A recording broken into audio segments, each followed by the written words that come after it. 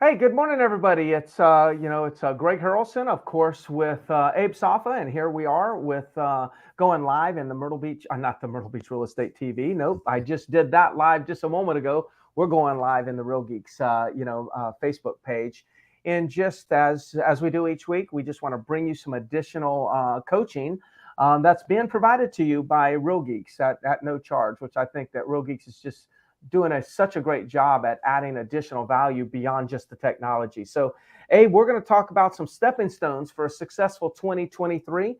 And I love it how you put five. We probably will not give you less than five, but it seems like we never hit five. We always go over, which I guess it's just a way we do it once we get to talking. So again, thank you for joining me, and let's start talking about these stepping stones. Yeah, my pleasure, Greg. So last week we talked about, business plan for 2023, right? This Yes. is the time of the year where you want to start thinking ahead and getting not just your activities in place, your goals, everything, processes, all put together right now to be ready for the beginning of the year. So I figured it'd be a good time to have this conversation on what you should do as far as the specific activities, right? There's only 81 days left in a year, Greg. I don't know if you saw that or not. That's crazy. This year is almost gone. 81, and that's total days. I'm not even talking work days. That's total weekends days. and everything. Everything, holidays, weekends. So you take out the holidays, you take out family time. I mean, it can be cut in half. Not many work days left. Yeah. That's pretty extraordinary. Well, yeah, thanks for the reminder. I've got a lot to accomplish before the end of the year, but I'm happy that I've accomplished a lot, this year. So before we get started on the stepping stones, Abe, I wanted to kind of, I'm reading a book, and I actually bought you a copy. So I just you were in New York, so I've got you a copy. It's at home. I gave Brendan a copy earlier last week. And it's talking about world-class mindset. And for some reason this morning, I started thinking about, a few, I guess one of the things that came to my mind as a difference between world-class performers and, say, an average performer, there's just not as significant of a difference as one may think. But one of the things that just is in my mind is the world class does maybe 4 or 5 things every single day. There are 4 or 5 things that might not be extraordinary. They're simple, but the fact that they're so darn consistent doing it every single day allows them extraordinary results. And that's what I want to kind of like when I think of 5 stepping stones, I'm thinking, gosh, it's just a few things that you just need to do. Like an example of one that that you and I do is we show up every day at 8:00, maybe a little bit earlier, maybe 7:45, 7:30, but we show up before 8:00. Let's just say it that way. We show up every single day, Monday through Friday, before 8:00, as long as we're in town. And that right there, consistency, means that we'll probably talk to more people because we're consistently there early. We'll get more things done. And so it's not that like we're smarter or faster or stronger or weaker. Therefore, we succeed at a higher level. It's just that we show up every day. The other thing, and this is kind of like, I don't think that this is on one of the stepping stones, but we have said this so many times about the difference in the contact to contract ratio versus capture to contact ratio. If everyone would just use the workflow, no contact after first attempt, and they did that every single time they called a lead and didn't get an answer. If they just remove all the excuses, I don't like the way it sounds. If they just did it, and they did it every single time without fail, which, by the way, anyone can do in Real Geeks because it's in your library of workflows. And it's a click, click, click, done scenario. So all of us can do it, but few of us do. But the ones that do, get extraordinary results. And so we got to look at what are those 4 or 5 things that we can do consistently that anyone can do, but nobody does. That's how you get to world class. Absolutely. And thank you for the book, Greg. I'll get it from you this evening. Yeah. But what you just said was just so powerful and so important. Like when we talk to people and we mention the number of transactions that some of the agents in our office do, 150, 200. Kevin Mills might do 300 this year as a team. People get blown away by the number of transactions. But you know what's always strikes me as interesting is like the questions that you get is like what script is he using? What pillars is he calling? What lead sources? What's the lead sources? You don't hear the questions like how many work days did he miss this year? You don't hear the work days. How many days did he go without making a contact? How many people has he talked to today? Agents don't ask those questions. And it's really that simple. It's doing the same basic little things day in and day out that give you exponential improvement, exponential growth. It's not rocket science. Like we're not doing anything that's super amazing or super unique. But what's unique and amazing about it is that we show up every single day. Like I can't imagine a day if I'm in town where I'm not making calls. Mm-hmm. Like for me, I just feel like it was a complete waste of a day.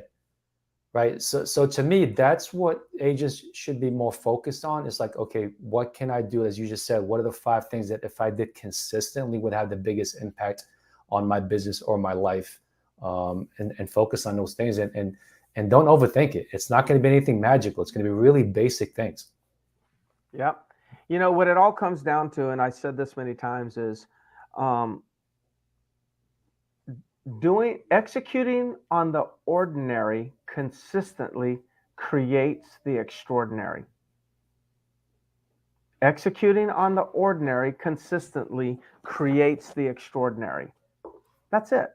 The executing on the extraordinary consistently, or no, because no one's going to do that because it'd be too overwhelming. Like executing on the extraordinary inconsistently leads to ordinary. Executing on the ordinary consistently leads to extraordinary.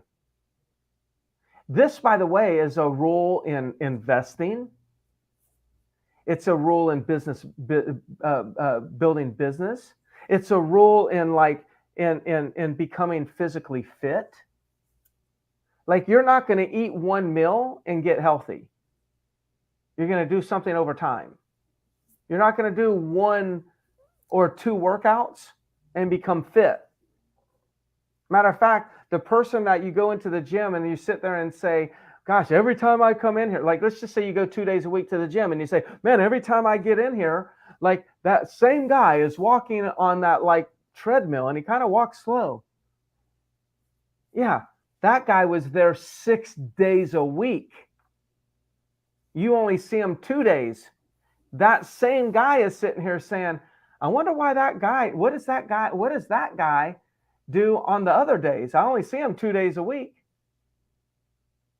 That old man walking slow on the treadmill 6 days, he's more fit for his age than that younger person who's just popping in for a couple days here and there. So let's get into the 5 things. What do we have? So number 1, you've got to clean up your database. This 100%. Is the time of year we've accumulated a bunch of leads all year long, right? Many of them were never even contacted. Many of them have incomplete data information. This is the time of year you've got 81 days left this year to really tighten up that database, get it cleaned up. Look in the ponds, see what's kind of just lingering there. Look at everybody that hasn't been reached yet. Kick off a workflow to them. Complete all partial leads. If you got people in there that you just didn't have the right phone number for, look it up.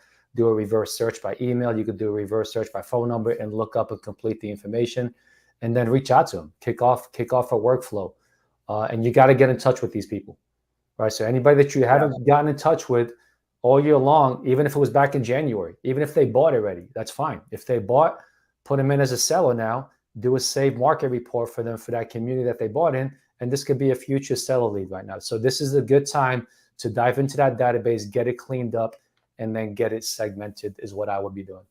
Yeah, I agree. And part of this, Abe, is that there's plenty of people in your database that have not bought. And out of those, there are some that are not going to buy this year. They can't afford the interest rate for whatever reason. There's some that are going to buy this year.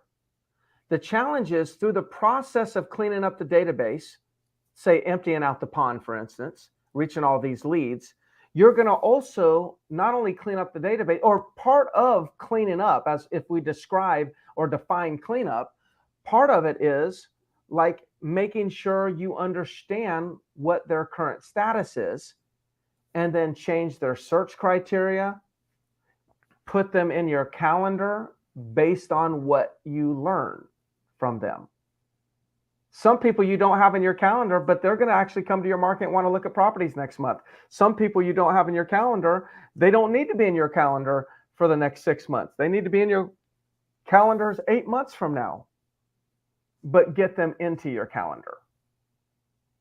So that's good. Yeah, how much more productive you think an agent can be if they go into January 1st and their database is all tight and clean and segmented and organized in a way that they can actually reach out to people and know exactly where they are in the process. It's a big difference. Yeah, even if it's like updating their current contact information, like there's an advanced search component where you can search all people in your database that have a bad email.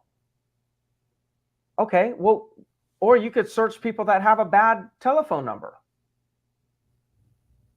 So in that scenario, run that search on your database and find out, well, gosh, no wonder why I never get a response, because their email's bad. Well, then you go into like the program that we talk about that you created was ExactDial. Go in there to exactdial.com and put in their information and reverse look up their information. These people opted in to get your information. I mean, I had somebody opt in the other day and they misspelled their email address by one letter. It wasn't on purpose. These people were like wondering why I was not communicating with them, and realized the stuff wasn't getting because I had the bad email, just because they misspelled it. You know, so that's a form of cleaning up your database, where you're going to find out, or clean up contact information. You'll find out that you have leads willing to talk. You're just like your communication is not connected. Yeah, or it could be as simple as they put a home phone number, and every time you call them, they're at work. Yeah. So you can go into ExactDial and find another number for them, get their cell phone number or their spouse's cell phone number, be able to reach them that way as well. Yeah. Or you're texting them through your cell phone, but you're texting their home number. Right. And you're wondering why these people, and then we automatically are not going to ever get a response if we're doing that. So then we sit there and say these people are not responsive, when the reality is, well, they're actually thinking we're not responsive. So I guess my lesson on this, or my message on this, we should always default to these people want to talk with us because they actually reached out to us. And default to, if they're not communicating back, then change something that you're doing to communicate to them, and then you'll get a different response. Not all the time, but more than if you do nothing. More than if you do nothing. Yes, sir. The next one, making a lot of contacts. Yeah, stepping stone. So now that you cleaned up the database, got it all tight, stepping stone number 2 is you got to reach out to these people now. Yes. Right. So this is the time where you need to really fill up that pipeline. This is the time where you want to talk to as many, like your goal, unless you've got a massive database like you do, Greg, 200,000 people, but even you can't, because you've got the staff to do it with the VAs. You should make an attempt to reach every single person in your database between now and the end of the year. Yes. So 81 days, take the number of contacts you have, divide it by 81 days, and that's how many people you should connect with every single day. Now, I know you can't call every single one if you got a big database, but you have a workflow you can use. Sure. So the ones that you feel like are closer to the bottom of the funnel, then get those on the phone, to try to get those on the phone or text. And then everybody else that you can't get to should be kicked off in a workflow. But get some sort of response, get some sort of connection, contact, conversation between now and the end of the year with everybody in your database. Yeah. So a more technical way, and Abe gave a good tip there. So one technical thing that you could do: create an advanced search filter and pull up a list of people that are in your database. Basically, you want everyone that has had no communication past 30 days. Because if they've had communication past 30 days, you're probably working with them at some level. So pull up everybody, no past communication in the last 30 days, which means you haven't put a note that you've had communication, and then do exactly what Abe said. And then what you do is by the end of the year, you're hoping that if you go in and do the same filter, everyone, pull up a list of everyone that hasn't had communication in the past 30 days, you should have 0 results. Now, through that process, you're going to learn so much about the people in your database. You're going to know who you need to be working with and who you don't need to be wasting your time with. And I shouldn't say wasted time. Who you need to be working with as priority and who you need to maybe do long-term nurture with, because they're in the dreaming phase. Yeah, you're going to find out where your attention should be going. Yes. So as you're making these calls, as you're talking to people, what you're going to find out is this, especially this time of year, you're going to find out that some people are going to tell you, I'm going to wait through the end of the holidays. Some people are going to tell you, I'm going to wait until spring. Some people are going to tell you, I've got a long-term renter, check back with me next October. So as you're hearing these different things from different people, what you want to do is be able to segment them in your database. So now you've got a nice pipeline of people that are buying and selling now, buying or selling 30 days, 60 days, 6 months, 12 months from now. That's the whole purpose of communicating with them, is to figure out where they are in the process. And then you segment them that way. And now you've got a never-ending stream of business. That's the whole point of doing this. Yes. So Peggy Clemente says that she has 1,900 people in her database. So that comes to 23 and a half. So let's just call it 24 people. You would have to touch 24 people a day for 81 days and you'd get through your 1,900. And so, I mean, the reality is, you could actually put 50 of them a day in a workflow and kick off 50 a day in a workflow, and probably not have to do it on the weekends or during the holiday. So you could take 50 a day, kick them off in a workflow, and clean up your 1,900. That'd be huge. Like, I don't believe there's anybody with over 100 leads. If you have 100 or more, if you have 100, I don't think there'll be anybody that has at least 100 that would be able to report that they didn't at least identify one person that they should be working with that they didn't know they should be working with. Out of 100, there's no way, because that's only 1%. So I already know that just statistically speaking, it's going to be more than 1 out of 100. So in my mind, at the minimum, Peggy's going to identify 19. That's not bad going into the new year. Identifying 19 people that you didn't even know that you should be focusing on. There's a lot of deals in that 1,900. You darn right. Yeah. Yeah. Peggy, somebody's going to do them. It's just a matter of whether it's going to be you or your competition. So make massive contacts, talk to everybody in your database, and then most importantly, segment it properly so you know who they are, you know where they are 30 days, 60 days from now when you go back and look at them. Yeah. Got it. All right. What's the next one? Step number 3, do a filter and check and see who in your database is not set up on either a market report or a active listing activity report or something. Everybody in your database should be set up on some sort of email nurture program. So go in, this is the time to do it. Everybody, every single person, whether they're a buyer or a seller. If it's a seller, it's easy, or a property owner, I should say, not necessarily a seller. You either do a community save report, soul report, or you do a neighborhood or a zip code, depending on your market and how your market works. But every property owner should be on one of those. And if it's a buyer, then they should be getting new listings as they hit the market. Yeah. And that's where we've got this is leveraging technology, right? A lot of people, we talk a lot in the industry about nurturing our database, but for some reason, a lot of agents don't really fully execute on it.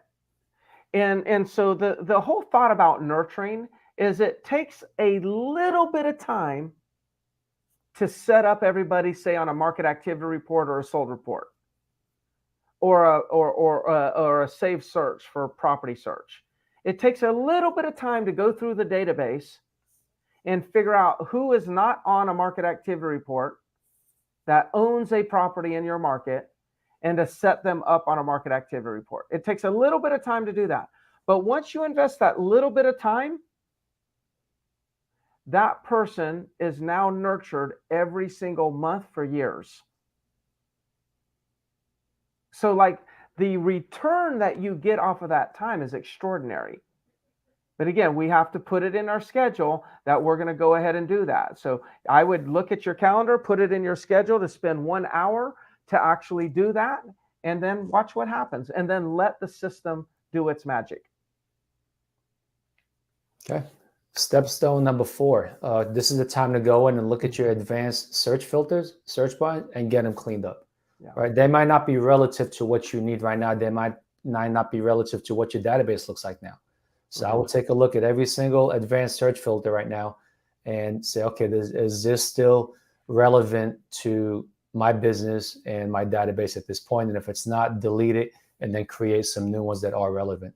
For example, you want to have one that looks for people that aren't on a drip system or on some sort of nurture or a save report, right? Things like that. You want to have an advanced search filter for people that don't have a valid email or a valid phone. So things like that. So this is the time to go through and really analyze your advanced search filters and get them all cleaned up. Yeah. It's such a simple advanced search filter, right? Like bad email, bad phone. Like that should just be a permanent placement. So then as soon as you get a new lead, you'll just know immediately whether or not it's bad. Then, like I said, go look it up, a reverse search, and get their good information and go out there and contact them. Go out there and contact them. Okay, so and I guess that kind of leads to the last one there, which was email and SMS, or leads us to the last one, I think is number 5, which is update your email and your text templates. So you've got workflows. We talk about workflows, but you also, there's email templates, there's text templates. You've got to update them. There are plenty of people that have text template that says something like, for a current list of foreclosures. Well, that might not, who knows, maybe that'll be relevant again. We don't know that for sure. But that obviously wasn't relevant in the last couple of years. But people still have those type of text templates and email templates, in their system. Go through and just reevaluate these things and make sure they're updated based on the current market. And then, of course, use them. Use them. There should always be, if you're going to clean up your advanced search buttons, then also clean up the corresponding email and SMS text or templates. So when somebody populates that advanced search filter, then you just click, send them off that little email, and then watch what's happened, or the text, watch what happens. These are all simple things. There's it would be way more entertaining, Abe, for everybody if we actually BS them and said, here's the magic thing that's going to happen now that the market has shifted. I mean, it seems like the most popular people are the ones that have the sexier ideas. But, the popular coaches, they have the sexiest ideas. But it seems like the sexiest ideas, now, the reason why somebody always has sexy ideas is because their last sexy ideas weren't so sexy. So they have to constantly create more things just to get attention. What we're trying to do is bring the non-sexy, tried and true activities to your business, because the extraordinary is obtained by the execution of the ordinary consistently. Keep it simple and keep doing it over and over. Like this last one with update SMS and email templates. To me, that's a big one. That's a big one. I actually look at mine probably once a month. Oh yeah, wow. Change it because the market changes. Like the market right now is different than it was a month ago. So text messages I'm sending to sellers right now is not the same as I was sending a month ago. And emails and buyers, it's a different world. So you want to use, what you want to do is you want to use language that's relevant to what's happening in the market right now. And then you also want to have templates for stuff that you keep sending over and over. Anything that you should never, like, I would say maybe 5%, 10% of your email communication and follow-ups should be stuff that you actually manually type at that moment. Yeah. Everything else should be canned. Like you're going to use the same messages over and over, just copy and paste, click a button and send it. Mm-hmm. Yep. Yeah. All right. Well, for all of you, you all have a great week. Go out there. We'll monitor the chat, the comment section of this post. And if there's anything we can answer for you, just put it in the chat and we'll do our best to get to it. Abe, thank you so much. Enjoyed it, Greg. Thank you all for watching. All right. Bye-bye.